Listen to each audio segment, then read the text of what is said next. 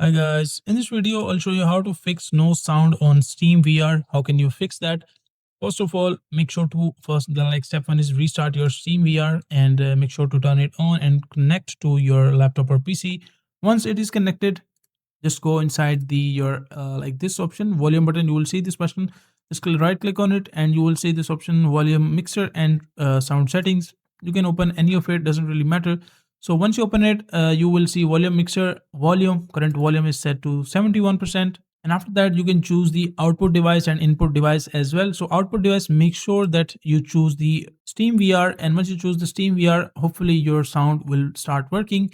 And once you do that, make sure to change your input as well. Make sure to set it to the Steam VR one which you are using.